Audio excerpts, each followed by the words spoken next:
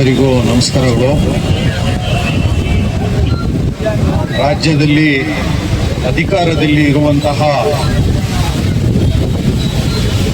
ಕಾಂಗ್ರೆಸ್ ಸರ್ಕಾರದ ಶಾಸಕರುಗಳಿಗೆ ಅಧಿಕಾರದ ಮದ ನೆತ್ತಿಗೇರಿದೆ.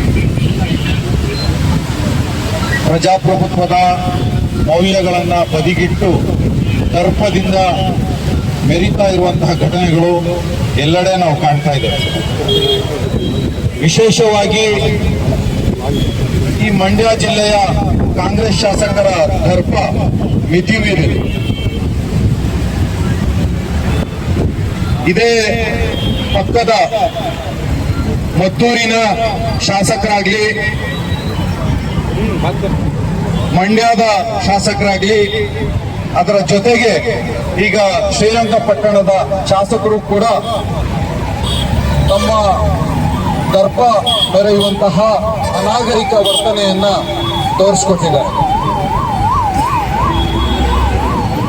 ನಮ್ಮ ತಾಹಿರ್ ಅವರು ಹೇಳಿದ ಹಾಗೆ ಒಂದು ಪ್ರಜೆಗಳ ಬಗ್ಗೆ ಕಾಳಜಿ ಇರುವಂತಹ ವ್ಯವಸ್ಥೆ ಆಡಳಿತಕ್ಕೆ ಬರಲಿ, ಈಗ ಇರುವಂತಹ ಕೋಮುವಾದಿ ಜಾತಿವಾದಿ ಸರ್ಕಾರ ತೊಲಗಲಿ, ಅದರ ಬದಲಾಗಿ ಪ್ರಜೆಗಳ ಬಗ್ಗೆ ಕಾಳಜಿ ಇರುವಂತಹ ಸರ್ಕಾರ ಬರಲಿ ಅಂತ ಹೇಳಿ ಈ ನಾಡಿನ ದಲಿತ ಸಮುದಾಯ, ಅಲ್ಪಸಂಖ್ಯಾತ ಸಮುದಾಯ, ಹಿಂದುಳಿದ ವರ್ಗಗಳು, ರೈತರು ಎಲ್ಲ ಸೇರಿ ಕಾಂಗ್ರೆಸ್ನ ಅಧಿಕಾರಕ್ಕೆ ತಂದಿದ್ದು ಎಲ್ಲರಿಗೂ ಗೊತ್ತಿರುವಂತಹ ವಿಚಾರ. ಆದ್ರೆ ಅದನ್ನೆಲ್ಲ ಮರೆತು ಯಾರು ಇವರಿಗೆ ಅಧಿಕಾರ ದಯಪಾಲಿಸಿದ್ರು ಅದೇ ರೈತರ ವಿರುದ್ಧ, ಅದೇ ದಲಿತರ ವಿರುದ್ಧ, ಅದೇ ಅಲ್ಪಸಂಖ್ಯಾತರ ವಿರುದ್ಧ ಇವರು ದೌರ್ಜನ್ಯ ಮೆರೆಯುವುದು ಖಂಡಿತ ಸಹಿಸಲು ಅಸಾಧ್ಯ. ಸರ್ಕಾರಿ ನೀತಿಗಳ ವಿರುದ್ಧ, ಯೋಜನೆಗಳ ವಿರುದ್ಧ ವಿರೋಧ ಪಕ್ಷಗಳು, ಜನಸಾಮಾನ್ಯರು ಅವರಿಗೆ ಇಷ್ಟ ಇಲ್ಲ ಅಂತಂದ್ರೆ ಅದನ್ನ ವ್ಯಕ್ತ ಮಾಡುವಂತಹ ಎಲ್ಲ ಅವಕಾಶ ಈ ಪ್ರಜಾಪ್ರಭುತ್ವದಲ್ಲಿ ಇದೆ. ನಮ್ಮ ಇದೇ ಜಿಲ್ಲೆಯ ಪಕ್ಕದ ಮದ್ದೂರು ಶಾಸಕರು ನಗರಸಭೆಯ ಅಭಿವೃದ್ಧಿ ವಿಚಾರದಲ್ಲಿ ಕೆಲವೊಂದು ಜನಪರ ಸಂಘ ಸಂಸ್ಥೆಗಳು, ಅದರ ಪ್ರತಿನಿಧಿಗಳು ಅದರ ವಿರುದ್ಧ ಮಾತಾಡಿದಾಗ ರೋಲ್ ಕಾಲ್ ಗಿರಾಕಿಗಳು ಅಂತ ಹೇಳಿ ಅವಹೇಳನ ಮಾಡೋದು, ಏನು ಮಾಡಕ್ ಕೆಲಸ ಇಲ್ಲ ಅಂತ ಹೇಳಿ ಅವರನ್ನ ಅವಹೇಳನ ಮಾಡಿ ದರ್ಪ ಮೆರೆಯುವಂತದನ್ನ ನಾವು ನೋಡಿದ್ದೇವೆ.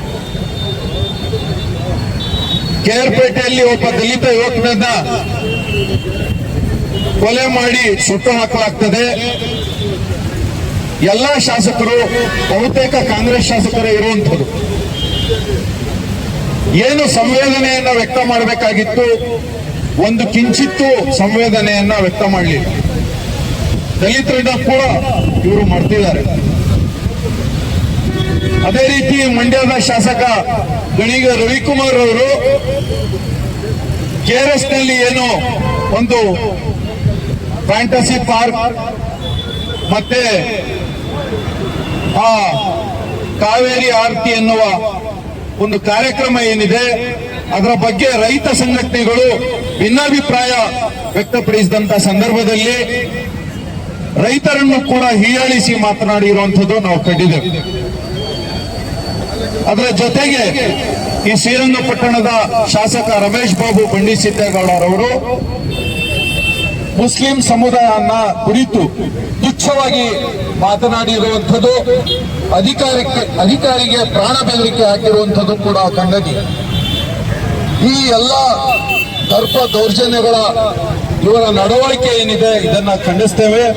ವಿಶೇಷವಾಗಿ ರಮೇಶ್ ಬಾಬು ಬಂಡಿಸಿದ್ದೇಗೌಡರವರನ್ನ ಕಾಂಗ್ರೆಸ್ ಪಕ್ಷ ಪ್ರಾಥಮಿಕ ಸದಸ್ಯತ್ವದಿಂದ ವಜಾಗೊಳಿಸಬೇಕು, ಅವರನ್ನ ಶಾಸಕ ಸ್ಥಾನದಿಂದ ವಜಾ ಮಾಡಲು ಶಿಫಾರಸು ಮಾಡಬೇಕು.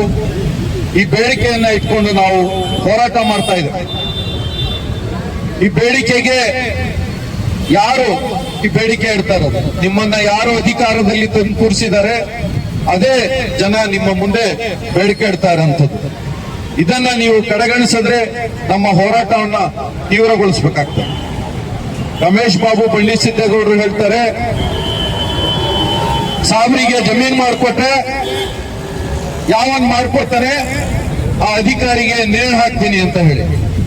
ಇಷ್ಟು ಪೊಗರು ಬೇಡ ಬಂಡಿಸಿದ್ದೇಗೌಡ್ರೆ. ನಿಮ್ಮನ್ನ ಅಧಿಕಾರಕ್ಕೆ ತಲುಪಿಸಿರೋದು ನಾವೇ, ಕೆಳಗೆ ಇಳಿಸೋದು ಗೊತ್ತು. ಅದೇ ರೀತಿ ನಾವು ಮಾತಾಡಬೇಕಾಗ್ತದೆ. ಇಂಥದಕ್ಕೆಲ್ಲ ಆಸ್ಪದ ಕೊಡದೆ ನೀವು ಜನಸೇವಕರು ಅನ್ನೋದನ್ನ ನೆನಪಿನಲ್ಲಿ ಇಟ್ಕೊಂಡು ಜನರೊಂದಿಗೆ ಸೌಜನ್ಯಯುತವಾಗಿ ವರ್ತಿಸಿ. ಅದರಲ್ಲೂ ವಿಶೇಷವಾಗಿ ದಮನಿತ ಸಮುದಾಯಗಳಾದ ಮುಸ್ಲಿಮರು, ದಲಿತರು, ರೈತ ವರ್ಗಗಳು ಇವರ ಬಗ್ಗೆ ಸ್ವಲ್ಪ ಮಮತೆ ಇಟ್ಕೊಂಡು ಮಾತಾಡಿ. ಇದೇ ರೀತಿ ದರ್ಪದ ಧೋರಣೆ ತೋರಿಸಿದ್ರೆ ಮುಂದಿನ ಚುನಾವಣೆಯಲ್ಲಿ ತಕ್ಕ ಪಾಠ ಕಲಿಸೋದು ನಿಶ್ಚಿತ. ಮತ್ತೊಮ್ಮೆ ನಾನು ಕಾಂಗ್ರೆಸ್ ಪಕ್ಷದಲ್ಲಿ ಬೇಡಿಕೆ ಇಡ್ತೇನೆ, ಇವರನ್ನ ಪ್ರಾಥಮಿಕ ಸದಸ್ಯತ್ವದಿಂದ ವಜಾಗೊಳಿಸಬೇಕು, ಹಾಗೆ ಇವರ ಶಾಸಕ ಸ್ಥಾನದಿಂದ ವಜಾಗೊಳಿಸಲಿಕ್ಕೂ ಕೂಡ ನೀವು ಸಭಾಧ್ಯಕ್ಷರಲ್ಲಿ, ವಿಧಾನಸಭಾ ಅಧ್ಯಕ್ಷರಲ್ಲಿ ಏನು ಪತ್ರ ಕೊಡಬೇಕು ಅಂತ ಕೇಳ್ಕೊಳ್ತೇನೆ. ಇದರೊಂದಿಗೆ ನನ್ನ ಮಾತನ್ನು ಮುಗಿಸ್ತೇನೆ. ಧನ್ಯವಾದಗಳು.